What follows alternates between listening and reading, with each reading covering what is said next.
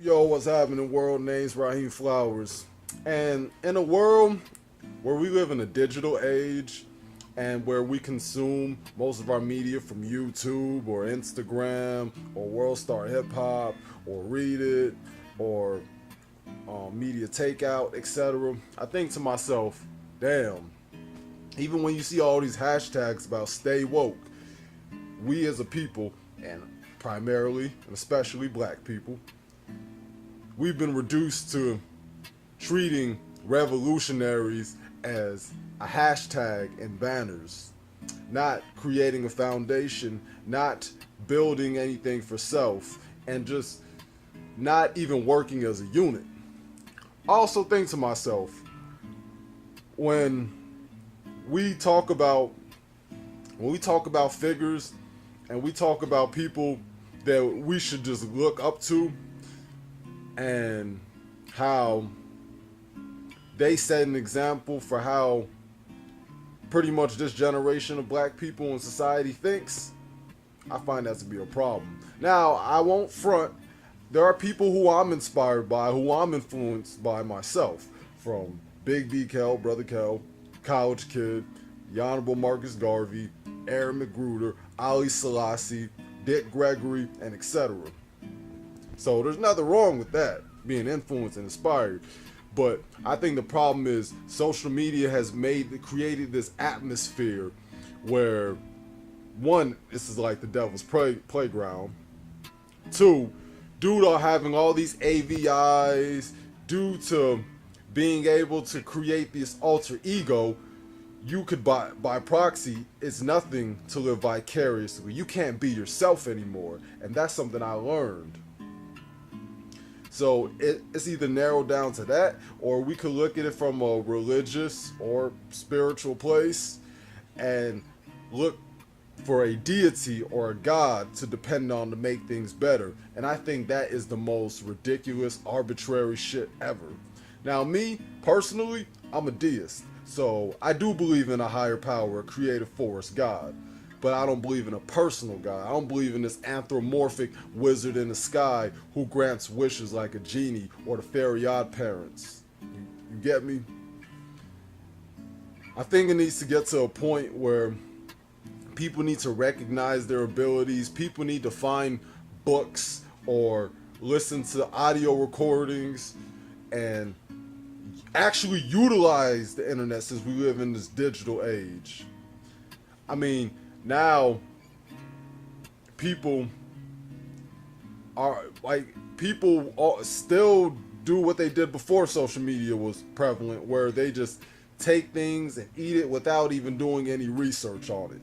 Like, take for example, cryptocurrency. Cryptocurrency is something that I was put on by my homie back in 2013. I didn't make anything of it, Bitcoins, cryptocurrency, but you know, now people want to talk about it. I mean, I heard that Busy Bones, one of the Bone Thugs, but I believe it was Busy Bones, is making money off of it. Now you're hearing people on the Breakfast Club talk about it. I mean, now everybody seems like they want to get up on it. But you laughed at people who were on cryptocurrency. Even though I'm skeptical about cryptocurrency myself. And I mean, in addition to that, the politics behind it, because being an American, and I believe that Russians play a part in it, and you know, the relations that America and Russia has with each other is very shaky. There's a friction, and I don't have a problem with Russia. And like I said, don't quote me, I'm not 100% sure on that.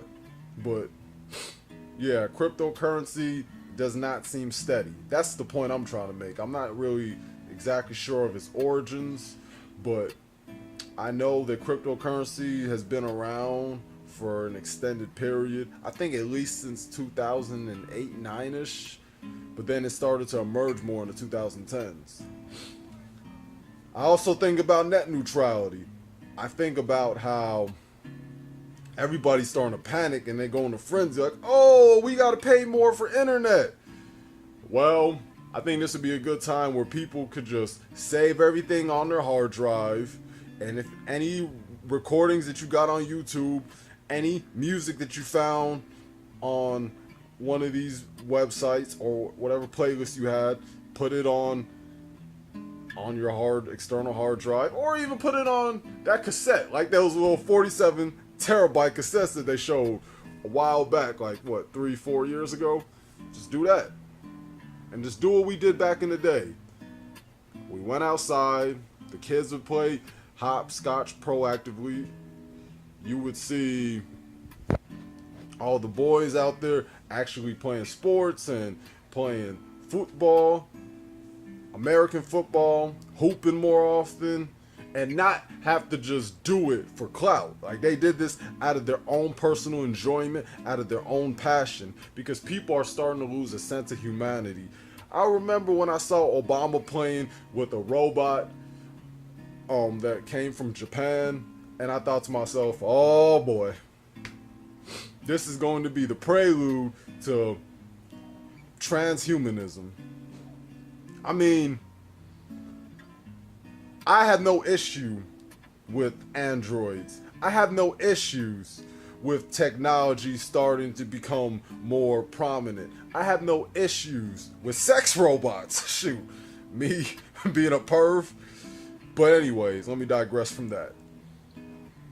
Thing is, we know the mentality of most humans. Most humans are not built like that mentally. They don't have that type of discipline.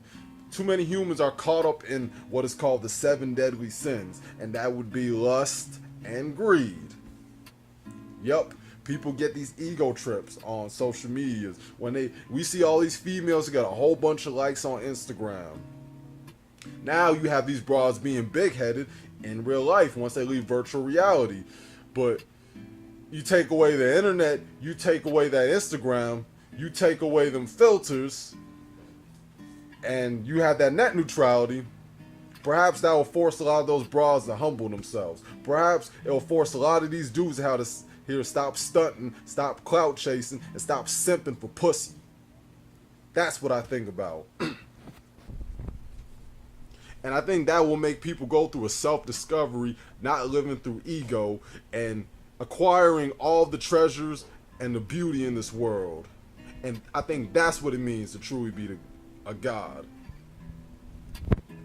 Being the ultimate self, being the best you, and not doing it for anybody's approval, not doing it for a sense of importance, just doing it because you are you are a part of nature that is an extension of God, and you should be able to thrive off of that. I mean, that's just my opinion on it. My theory, that's one of my life theories. Got a lot of people out here who don't think much about their future. They just live in the moment. And it's easy to live in the moment when you're enveloped in social media, when you're enveloped around a bunch of thotteroonies, and you have Facebook Live, where you could just sit here and talking all that jive. I mean, I even think about that whole friction between Umar and Tariq, and how Tariq said he don't want to be no black leader. That nigga did not say that from a place of humility. He said that out of a place of fear, because he said something along the lines of, I don't want to be labeled as a black leader because you know what the white supremacists do to those leaders. Something to that effect. And then I think about Umar, and when he talks about the Pan-Africanist movement, and he'll say he's the prince of Pan-Africanism and he's the king of consciousness, but that's not what the Honorable Marcus Garvey stood for. Marcus Garvey stood for unity, doing for self, searching and obtaining power, and not looking for anybody's approval, and recognizing the gift of nature, which is what I basically said about becoming our own gods. You know what I mean? And I think that is the beauty of life. It's not even just about the pursuit of happiness. That's something that comes along with it. But that's about just carrying out a duty, being productive, and just not not just being a freeloader and just being a tenant to society. Just doing you and doing you unapologetically. And I think that's what Marcus Garvey stood for. And I think that's what many people should stand for. Because that's what I stand for.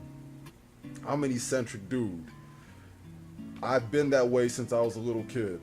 Remembering the days in Hoyne and Granville here in Chicago when my brother used to help me ride my bike. He taught me how to download ROMs and emulators on the Windows 98 computer, and all the experience and the hardships that molded me into the young man I am today, and where I was exposed to all the things that I got into, such as the Farrakhan's of the world and all the Afrocentricities, and just being a knowledge seeker in general. And then being exposed to all this music and all this media, which inspired me to become a media mogul. Shoot. I really believe that's why I have this eclectic mindset where I can talk to people from the hood. I could talk to these upper class suburban kids. I could talk to people who are from the working class. I can talk to people who come from India, who come from the Middle East, who come from Japan. I could talk to the Africans. I could talk to Black Caribbeans and other Caribbeans. I could talk to the Latinos. I could talk to people who are I've learned to be able to relate, not identify, but to relate to people with other different schools of thoughts because of my personal experiences, for bad or for good, for bad or good. I think my life came out the way it did for a reason. All right, man, everybody. Peace out. One love.